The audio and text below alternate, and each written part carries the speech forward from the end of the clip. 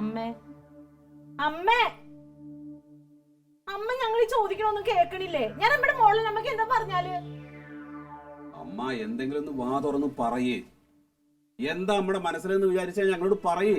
അത് അറിയാനുള്ള അവകാശം ഞങ്ങൾക്കില്ലേ? അമ്മേ, ഇനിയിപ്പോ മക്കളെ അടുത്തൊക്കെ പറയാൻ ബുദ്ധിമുട്ടുണ്ടെങ്കിൽ ഞങ്ങൾ രണ്ട് മരുമക്കൾ ഇവിടെ നിൽക്കുമല്ലേ, ഞങ്ങളടുത്ത് പറഞ്ഞൂടെ? അത് തന്നെ അമ്മേ, എനിക്കറിയാം ഇവരെക്കാട്ടിലൊക്കെ വിശ്വാസം എന്നെയാന്ന്. അതിടയ്ക്ക് അമ്മ പറയാറില്ലേ, എന്നോട് പറഞ്ഞു. ഈ പോലീസുകാർ പ്രതിയെ വളഞ്ഞെന്ന് ചോദ്യം ചെയ്യുന്നതുപോലെ നിങ്ങൾ എന്നെ ചോദ്യം ചെയ്യരുത്. ഞാൻ പറയൂല. അതെന്തിനാ അമ്മയ്ക്ക് ഇങ്ങനെ ഒരു വാശി? എനിക്ക് അങ്ങനെ ഒരു വാശിയുണ്ട്. ആ വാശിയുടെ ആവശ്യമില്ല, അതാണ് ഈ പറയുന്നത്. അത് ഞാനല്ലേ തീരുമാനിക്കുന്നത് വാശി വേണോ വേണ്ടെന്ന്. ആഹാ, അത് അമ്മയുടെ സ്വത്തിനൊന്നും മക്കൾക്ക് അവകാശമില്ല. ഇതൊക്കെ സ്വത്തൊന്നും തന്നില്ലേ ഞാൻ ഇതുവരെ. അതുപോലെയാണോ? ഇതെന്താന്നുള്ളത് ഞങ്ങൾക്ക് അറിയണ്ടേ? അങ്ങനെ ആഗ്രഹം കൊള്ളത്തില്ലല്ലോ. ഇത് ഞാനിപ്പോ പറയുന്നില്ല. അതെന്താ അമ്മയ്ക്ക് അങ്ങനെ ഒരു വാശി? അതെന്തിനു പറ്റി പറ. പറയുന്നില്ല.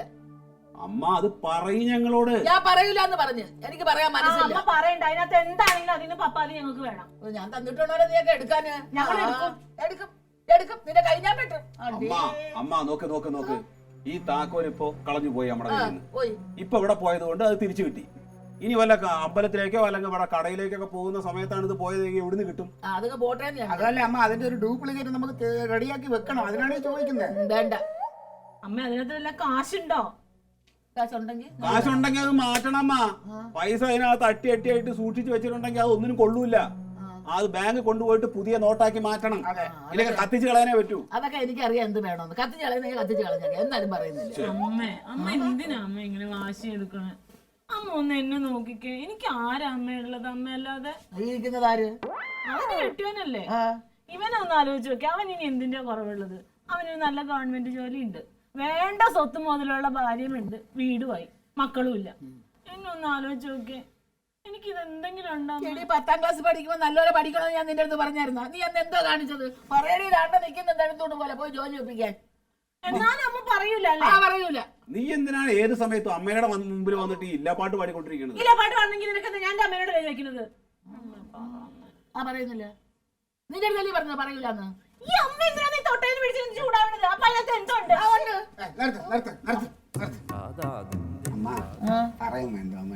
അയ്യോ, ഒരു സോപ്പിടുകാരൻ പറയുന്നില്ല.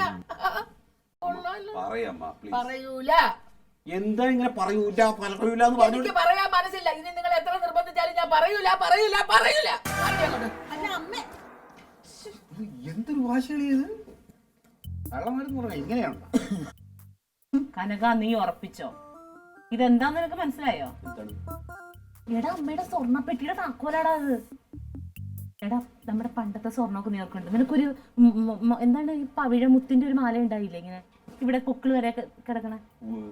അതൊക്കെ എവിടെ പോയി? എന്റെ മാല, നിന്റെ മാല, അങ്ങനെ അച്ഛൻ കൊണ്ടുവന്ന കുറെ സ്വർണ്ണമൊക്കെ ഉണ്ടായില്ലേ, അതൊക്കെ വെച്ചു കൂട്ടിയേക്കുന്ന പെട്ടിയുടെ താക്കോലാറ്റിയത്. അപ്പൊ അതായിരിക്കും നാത്തൂന്. എന്താന്നറിയാമോ, ഞാൻ ഇടയ്ക്ക് മുറിയുടെ അവിടെ ചെല്ലുമ്പോഴേ അമ്മ എന്നെ കണ്ട പാടെ കഥ കടച്ചു കളയും. എന്നിട്ട് കൊറേ നേരം കഴിഞ്ഞിട്ട് പുറത്തു വരുള്ളൂ. എന്നാ പിന്നെ നിനക്കിത് മുമ്പ് എന്നോട് പറയായിരുന്നില്ലേ? അല്ലേട്ടാ, ഞാൻ വിചാരിച്ച അമ്മ വല്ല ധ്യാനിക്കുമായിരിക്കും. വേറൊന്നുമല്ല, ഇവിടെ കെട്ടുന്നതിന് മുമ്പ് ഞാൻ പൊതുവെ നിങ്ങളെ കുടുംബത്തെ കുറിച്ച് അന്വേഷിച്ചപ്പോ എനിക്കറിയാൻ പറ്റിയത് ഈ അമ്മയുടെ ആൾക്കാരൊക്കെ പഴയ രാജകുടുംബത്തിലേക്ക് അംഗമായിരുന്നു എന്നാ. അപ്പൊ ചിലപ്പോ അന്നത്തെ വല്ല വില കൂടി വല്ല സാധനമായിരിക്കും. അതുകൊണ്ട് ഒന്ന് പോക്ലിറ്റു ചേട്ടാ. രാജകുടുംബത്തിലെ ആൾക്കാരാണ് ഇത്. ഒരോഞ്ഞ മോനും കരിക്കട്ട പോലത്തെ മോളും.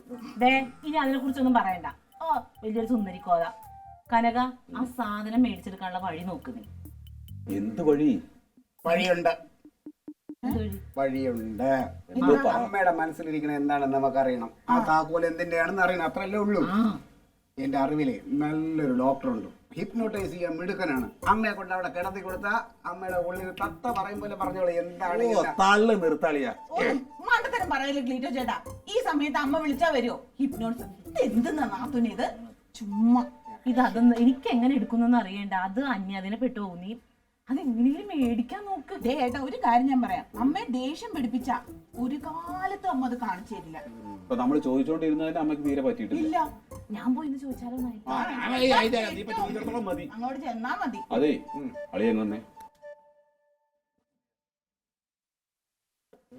ഇതിപ്പോ പാരമ്പര്യമായിട്ട് അമ്മയ്ക്ക് കിട്ടിയതാണെങ്കിൽ അറിയാൻ ഒരൊറ്റ മാർഗ്ഗമേ ഉള്ളൂ. നമുക്ക് അമ്മാവനെ വിളിച്ച് ചോദിക്കാം. അല്ല അത് വേണ്ട അല്ല അത് വേണ്ട. എന്തേ അയാളെ വിളിച്ച് ഇനി ഇത് അറിഞ്ഞിട്ട് അതിന്റെ ഷെയർ അങ്ങേരെ കൊണ്ട് കൊടുക്കേണ്ടി വരും. ഷെയർ കൊടുക്കല് പിന്നല്ലേ, ആദ്യം ഇത് എന്താന്ന് അറിയാലോ. ഏറ്റവും ചേട്ടാ ഇനി അഥവാ കൊടുത്താലും ഒരു കുഴപ്പമില്ല. പുള്ളിക്ക് ഭാര്യയും മക്കളൊന്നും ഇല്ലല്ലോ. അതൊക്കെ നമുക്ക് തന്നെ ഉള്ളതല്ലേ. അഥവാ ചോദിച്ചാൽ തന്നെ ഒരു 1.5 പവന്റെ മാല അതിൽ നിന്ന് എടുത്ത് കൊടുത്തേക്കാം, അത്രയും പോലെ. ഒന്നും കൊടുക്കണ്ട, കൊടുക്കാന്ന് പറഞ്ഞ് വിളിക്കുക, കൊടുക്കാതിരുന്ന പോരെ. ആളെ ആ പറഞ്ഞത് ന്യായം ന്യായം. എന്നാ പിന്നെ അമ്മാവനെ വിളിക്കുന്നേന്ന് നീ നോക്കി നിക്കുക. വിളിക്കണ്ടാ വരാൻ പറഞ്ഞോട്. വിളിക്കല്ലേ? അളയാ ഒരു നിമിഷം വിളിക്കുന്നതിന് മുമ്പ് എനിക്ക് അളിയൻ്റെ അടുത്തൊരു കാര്യം. ഇനി ഇതെല്ലാം കാര്യം കഴിഞ്ഞു കഴിയുമ്പോ കാല് മാറരുത്, എല്ലാം നേരെ പപ്പാതി. പൊടി ഈ മാതിരി ചൊറിഞ്ഞ വർത്താനം ചൊറിഞ്ഞ വർത്താനൊന്നുമല്ല, അങ്ങനെ എങ്ങാനും സംഭവിച്ചിട്ടുണ്ടെങ്കിൽ വെട്ടിക്കൊല്ലുന്നതിന്. എന്നാ വിളിക്കണ്ട, അമ്മാവനെ വിളിക്കണ്ട. ആർക്കും കിട്ടൂല കേട്ടാ. വിളിക്കണോ വിളിക്കണ്ടേ? വിളിക്കാനല്ലേ നിന്നോട് പറയണത്.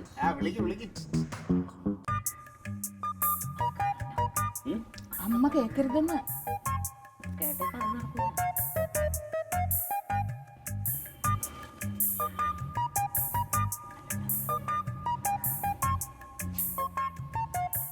ആ അമ്മാവാ,